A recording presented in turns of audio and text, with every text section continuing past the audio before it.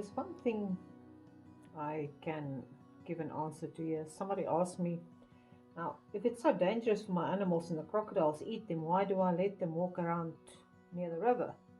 Wow. As I've mentioned already in this video so far, money is not in abundance at this stage of my life, with my translation agency coming to a full stop, and my sales is not fibre sales and spinning wheel sales, etc., has not really been such a total roaring success as I hope it will one day be. So if you have to choose between two evils, one, your animals dying of starvation because you can't go and buy them the extra pellets and squares they need for that week, squares being hay, I'm looking at a 5,000 rand per week just to feed them. So if it's a particularly lean week, then I don't have a choice, do I? I have to open the gates and accept that the crocodiles will eat less than the whole herd dying of starvation. So it's sad, but it's unfortunately a fact of life that we live in times when we came to that. I obviously hope that in time my little business will pick up and more people will start spinning and more people will realize that it is actually better to support the small businesses rather than big corporations, and definitely better than supporting imports from China. I don't have anything against the people of China. I'm just not impressed with the economics behind it all. So in a nutshell, that's what it's all about. Okay, I'm ready for plying. Half my head is chopped off there. I moved the camera around. I'm not going to move it again to show the plying setup. I will ply a little bit and then I will just take off the camera and show you what I'm doing down there. So at least you can see what I'm doing on here on the Luna. So I've got 2 strands of Gotland and 1 strand of alpaca. Now the Gotland were both done on the Luna, and unfortunately the alpaca I'm doing was done on the ashford in my bedroom, so it worked out funny again. I've got the lazy Kate here, which normally would have been able to take 3 bobbins, but the ashford bobbins doesn't fit on the Majacraft ones. But I've sorted it out. You'll see I've even managed to use the let's see. No, let me first get my plying going. And I did not change my band at the back yet, so let me just swap that. When you're plying, you actually change the direction. Maybe I should do that. I'm going to swap these bands around because obviously now I'm going to do plying and the direction needs to change. This is just for the Luna and for the little gem that you've got to be doing all these finicky things. So you'll see that's what the bands look like now.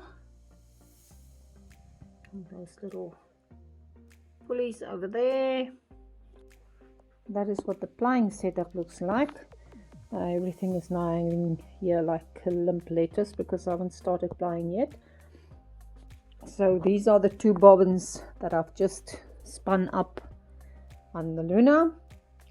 And at the back, the stop bobbin has got alpaca. There's Gotland on that one, and that bottom bobbin has got some blue tassel, but that's for a different project. Anyway, so I took the alpaca from that bobbin at the back there on the lazy kite, the Ashford lazy kite, guided it through this delta orifice there, and this way I'll be able to do my plying without any issues. Yeah, and other Luna's coming in for a chat as well. Hey Luna, can I carry on now? Say hello everybody. Okay, off you go. Right, now let's see. Everything should be set now. A little bit mixed up.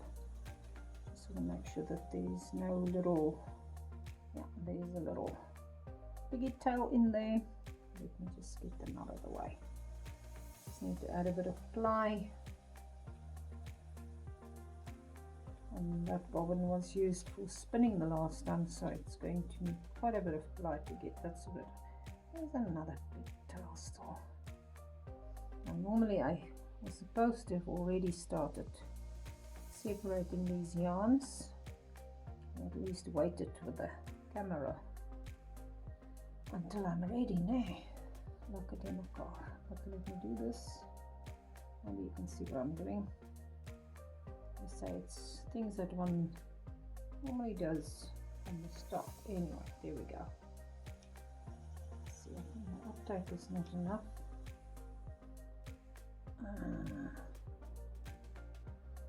Again, that is the problem when you change over from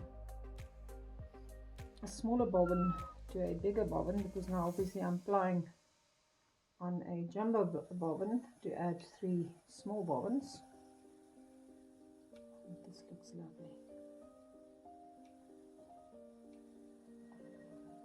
Right, here we go. How much can you see there? Not much about plying. It's just to balance 3 ply. What I do is putting my fingers between the 3 strands of yarn and just let them all go through at the same time. Hey Lunaki, your nails are very sharp, dearie. I know. No. Go away.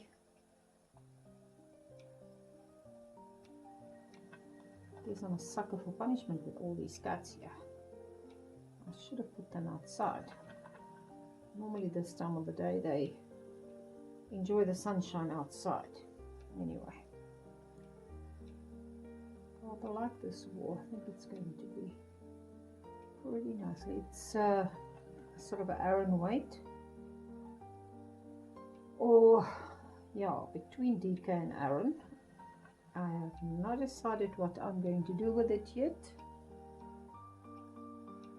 With it starting to get warm, I planned this project when it was still cold, and it's not really cold anymore. But I'm sure I'll come up with something very interesting. Probably a neck warmer or something like that for next year or whatever. But right now, I don't think there's much cold weather left. Well, for this year anyway, I should say, touch wood. Murphy's got a way of surprising us. Maybe I'm also busy trying to make sure that it's not going to get cold, because my garden is starting to look quite nice. I'd rather prefer it to stay that way. Anyway, I think you can see what's happening on the bobbin there. And some cat is up to mischief somewhere. At least it's a box that's been nailed with their nails and not my furniture. Uh-oh, there is a little piggy tail in that alpaca yarn. Just fix that. Kitty, what are you doing? One thing with plying, you need to move your bobbin position or your winding position that much more often, So let's move that, and I think I've done enough plying to insert in the video. I'm going to carry on off camera and I will show you what it looks like when it's all done. I've been backling here a little bit off camera, and then I thought I better talk about that while I think about it. I ended up with some nasty pigtails here in the alpaca yarn because the one lazy kite is tensioned, and the alpaca yarn unfortunately comes from a kite that is not tensioned. So if you are not careful, then you end up with little curly whirlies where they shouldn't be. So just always remember, if you try and MacGyver your plying the way I'm doing right now, and one of your bobbins is not tensioned and the rest are tensioned, just be on the lookout. Because one thing with plying, if you're a spinner you'll know what I'm talking about, but with plying one tends to, your mind goes wandering off and you go into autopilot, and sometimes you discover, oopsie, there's something that shouldn't be there. So just be warned. Right, me signing out again. Enough for now. Something else that I need to insert in here. I'm going to put pictures of the yarn that I did in the Aura project, just to show something.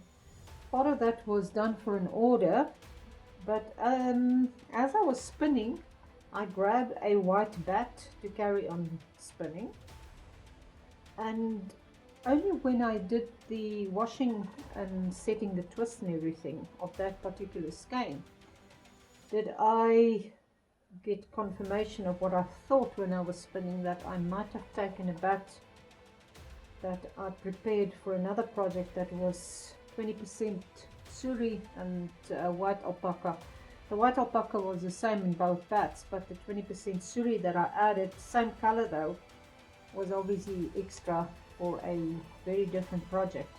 When I washed it and I hanged the skeins against my cupboard, as I usually do, I realized, oops, the drape's not the same of the two. So I ended up having to go and spin up a completely different skein as well. Not really a loss because I needed that anyway, but I'm going to use that example now, or the opportunity. As I say, never let a good disaster go to waste. I will insert it here so that you can see how clearly different the drape with a yarn with containing suri is compared to just alpaca. Suri being a far more sleeker, drapey yarn. Anyway, the picture will tell the whole story. You'll notice that part of the skein is much shorter than the other part. Now, yeah, the longer sections turn out to be the section that contained suri, and that's obviously for a different project. Okay, it's getting a bit late and I don't think the light is all that good anymore, but we'll see what we can do because I really want to finish off this project today. So that is the plied up bobbin. It was obviously plied up in the Luna just now. Lazy kite, that's the Majacraft lazy kite. Okay. I don't think I've actually done. Yeah, I have done skeining off on camera before, but I do not think I've actually made a video with it in yet. So, always the first time. You hold your, it's a funny thing. You just basically hold it like the big axe and you're gonna whack yourself on the nose. Put your thumb on one of the edges, and this is where you're going to start niddy-noddying. It's self-explanatory. It's a little bit that same mantra as with Turkish spindling, over under, and you basically just continue. Yeah, not like this. You continue actually putting it on. Now, one thing that I've obviously done wrong here, so I would not advise you do the same. It has just come off the spinning wheel. Normally you would leave your yarn to rest for at least overnight, but I'm in a bit of a rush to get this out of the way. I want to try and assemble the whole video tonight, and if I just have to wait for this little bit, it's reasonably irritating. I know patience is a virtue, but sometimes we can tell ourselves it had to be done. So I'm going to skein this off, and because it's something between a double knit and an arrow knit, I think it will go reasonably fast. I mean, the plying, I think, took me less than, well, it would have been less than an hour, but in between I had to go and feed the alpacas. So, and it's been one of the days when my staff's not here, so I had the able help of Nadia and Abigail and my oldest grandson as well, so Joshua also helped. Tomorrow morning they'll have to do the dishing up of pellets with me again, so I think tomorrow I'll take my camera with me again for a bit, because we had quite a laugh this afternoon, because Nadia now insists on helping to dish out the hay bags. Well, she always wanted to, but this was so cute that she would take the bag and actually go and make sure she closes the gates behind her. You know, something I still have trouble teaching grown-ups, still people coming from cities don't realize that gates are there to be closed. They think they can just leave them open, where that little 4-year-old goes to great lengths to close it.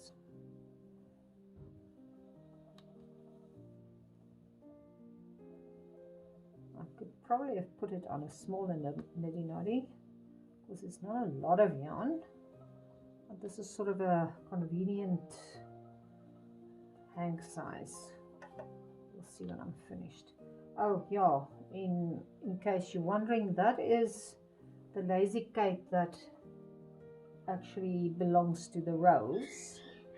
As I wind down the yarn, you'll actually see the little rose sticking out there.